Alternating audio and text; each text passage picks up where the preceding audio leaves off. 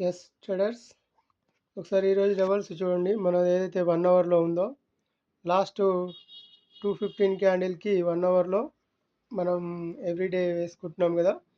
ఈరోజు అబ్జర్వ్ చేసి చూడండి. మన హైలో ఇది హై 215 క్యాండిల్ హై ఇది. ఆ తర్వాత లో ఇది. ఓకే. ఇది కొద్దిగా 315 క్యాండిల్‌కు కొంచెం 215 కంటే బిలో ఉంది గనుక మనం దీనికి తీసుకుంటాం. చెప్పుకున్నాం కదా మన లెవెల్స్. అయితే మన ఫస్ట్ సపోర్ట్ ఇది, సెకండ్ సపోర్ట్ ఇది, థర్డ్ సపోర్టు, ఫోర్త్ సపోర్టు. మళ్ళీ అలాగే up side first resistant, second, third, fourth resistants. మనం ఏదైతే ఈ హై 215 క్యాండిల్ లోపల ఉన్నంత వరకు మనం ఎంట్రీ తీసుకోము. ఒకవేళ మన ఫార్మేట్‌లో గ్యాప్ అప్ ఓపెన్ అయ్యి డౌన్ వచ్చిన తర్వాత మన ఫార్మేట్‌లో ఎంట్రీ వస్తే అప్ సైడ్ ఎంట్రీ తీసుకుంటాం. ఒకవేళ గ్యాప్ అప్ ఓపెన్ అయినా అప్ సైడ్ వెళ్ళి మన ఫార్మేట్‌లో ఎంట్రీ వస్తే డౌన్ సైడ్ ఎంట్రీ తీసుకుంటాం. లేదు ఈ రెసిస్టెంట్ బ్రేక్ అయిన తర్వాత ఇంకా స్ట్రాంగ్ మొమెంటం పైకెళ్ళే టైం ఉంటుంది ఈజీగా.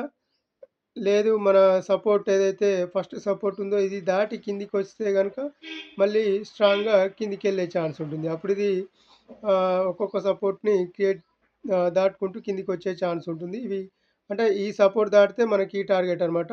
మళ్ళీ ఈ సపోర్ట్ దాటితే ఈ టార్గెట్. సేమ్ అలాగే ఫస్ట్ రెసిస్టెంట్ ఇది దాటితే మనకి ఇది మనకు ఫస్టు మళ్ళీ ఆ తర్వాత రెసిస్టెంట్ అవుతుంది. ఇది దాటితే మళ్ళీ ఆ తర్వాత రెసిస్టెంట్ అవుతుంది. చాలా సింపుల్‌గా ఈజీ వే.